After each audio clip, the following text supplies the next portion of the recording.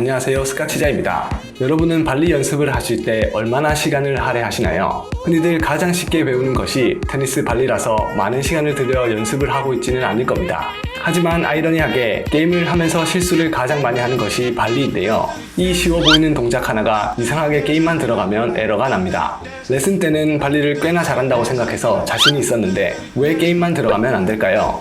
레슨 때는 코치님이 공을 보내기 전부터 공의 코스와 높이를 알고 있어 발리를 위한 모든 준비가 된 상태에서 공을 맞히니 잘 되는데, 반면 실전에서는 언제 발리가 가능한 볼이 올지 알 수 없고 코스와 높이도 모르는 상황에서 발리를 해야 되니 준비가 늦어지고 잘 안 맞는 것입니다.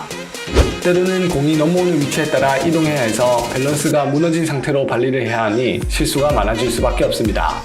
하지만 걱정하지 마세요. 발리를 몇 번 배워보신 분이라면 이러한 문제는 몇 가지 간단한 방법으로 극복할 수 있습니다. 예를 들어 스플릿 스텝으로 상대의 공이 넘어오는 타이밍만 제대로 파악하는 방법을 알게 되면 언제 어디서든 공이 넘어와도 연습 때처럼 편안하게 발리하실 수 있습니다.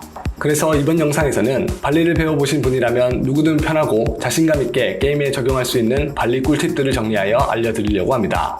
그동안 네트 앞에 있을 때 긴장하던 순간도 사라지고 파트너에게 든든한 수비벽이 되어 즐겁게 테니스 스카치실 수 있을 겁니다.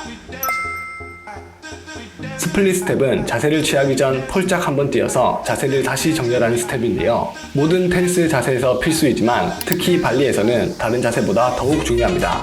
왜냐하면 발리는 공과 자신의 거리가 랠리 때보다 훨씬 짧기 때문에 자세를 정렬하지 않고는 발리를 재빠르게 준비할 수 없기 때문입니다. 발리를 한번 하고 난 후 스플릿 스텝을 하지 않고 그대로 머물러 있다면 리커버리 할 영역이 너무 커지기 때문에 상대의 다음 공격에 여지없이 당해버리게 됩니다. 그래서 항상 스플릿 스텝으로 다음 동작이 자연스럽게 이어질 수 있도록 준비를 해야 하죠. 스플릿 스텝이 중요한 또 다른 이유는 이 스텝으로 발리의 정확한 타이밍을 인지할 수 있기 때문입니다. 상대의 임팩트 타이밍에 맞춰서 점프를 동시에 함으로써 발리를 제대로 수행할 타이밍이 만들어지고 라켓면만 제대로 갖다 대기만 하면 공의 반발력으로 강력하게 리턴을 할 수 있게 됩니다. 하지만 스텝이 없이 멍하니 서 있게 되면 상대의 임팩트 타이밍을 놓치게 되어 발리가 너무 늦어버리면서 공을 놓치게 됩니다. 그래서 네트 앞에서 발리를 준비하고 있을 때는 항상 가볍게 스텝을 밟아주면서 상대방의 공이 넘어오는 순간 스플릿 스텝을 하여 타이밍을 잡아보시길 바랍니다.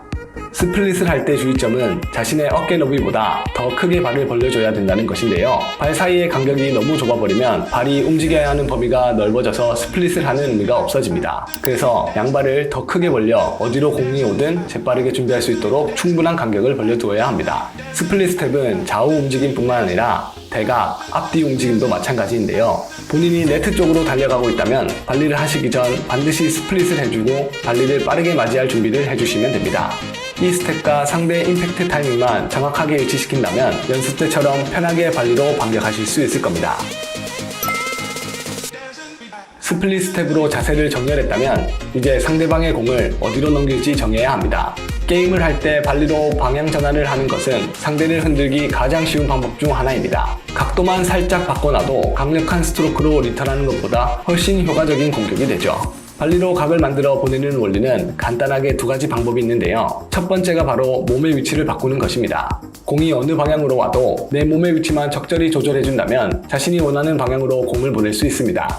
발리 임팩트면이 완성된 상태에서 조금씩 몸의 각도를 변경한다고 예를 들어보죠. 완전히 몸을 돌린 90도의 상황에서는 발리의 면이 정면을 보고 있으니 공이 라켓에 반사되었을 때 정확히 정면으로 날아갑니다. 그럼 몸의 각도가 조금씩 좁혀지며 라켓이 정면으로 오게 되면 어떻게 될까요? 라켓면이 닫히면서 공의 반사각이 줄어들게 되어 정면이 아닌 대각 쪽으로 공이 날아가게 됩니다. 초보자들은 발리 임팩트 타이밍이 일정하지 않기 때문에 스윙이 일찍 마무리되어 아주 얇게 임팩트 되는 경우가 많은데요. 이럴 때일수록 팔과 몸은 고정해둔 상태에서 몸으로만 각도를 만들어주는 연습을 한다면 강력하게 스윙을 때려 넣는 것보다 훨씬 효과적인 방법이 될 수 있습니다.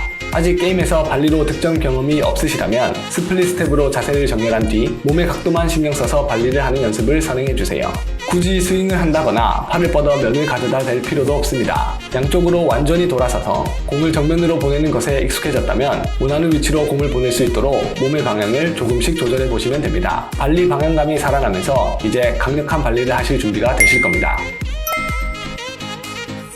발리로 공의 방향을 정하는 두 번째 원리는 스윙입니다. 발리면으로 팔을 뻗어주면서 스윙을 하게 되면 팔이 뻗어지는 각도에 따라 공의 진행 방향이 결정되는데요. 이 발리 스윙으로 게임 도중 아주 느린 공이 오거나 찬스볼 기회가 왔다면 공안을 보고 발리 스윙으로 마무리를 할 수 있게 해줍니다.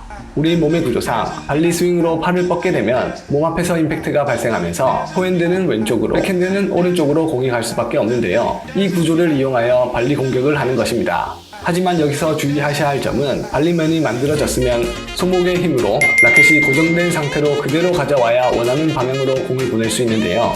만약 손목에 힘을 풀어 스윙을 한다거나 스핀을 넣는다고 억지로 라켓을 눕히게 되면 정확한 발리 타격을 할 수 없을 뿐더러 원하는 방향으로 공이 가지 않을 수도 있습니다. 그래서 발리를 준비하셨다면 발리면의 라켓 각도를 살린 채 그대로 면을 가져와서 스윙을 진행해주세요. 발리 스윙 시 주의해야 할 또 다른 부분은 임팩트 각도입니다. 많은 테린이들이 발리 스윙을 할 때 라켓이 정면으로 뻗쳐나가는 느낌을 가지지 못하고 스윙을 하면서 자연스럽게 라켓이 눕는 경험을 했을 건데요. 라켓이 정면으로 향하면서 팔꿈치가 빠져 라켓이 눕게 되는데 발리 경험이 부족한 테린이는 이 부분을 고치기가 굉장히 어려우실 겁니다. 그래서 이럴 때는 라켓을 정면으로 뻗지 말고 오히려 공보다 높은 위치에서 시작해 아래로 내려 찍는 느낌으로 팔을 뻗으면 금방 해결할 수 있습니다. 위에서 팔이 아래로 떨어지면서 팔꿈치가 회전하는 것을 막아주고 라켓면과 각도를 그대로 살린 채 훨씬 편하게 가져올 수 있습니다.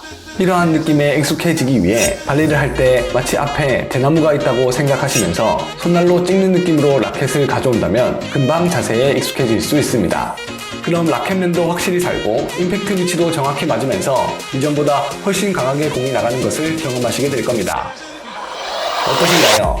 여러분은 이 영상을 통하여 발리 타이밍을 제대로 잡는 법과 발리로 공의 각도를 만드는 원리에 대해 정확히 알게 되셨을 겁니다.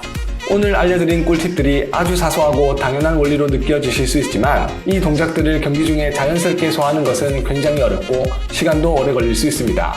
그렇기 때문에 테니스 초보자일수록 이러한 사소한 부분과 감각을 하나하나 천천히 익혀나간다면 머리보다 몸이 기억하는 플레이어로 성장해 있을 겁니다.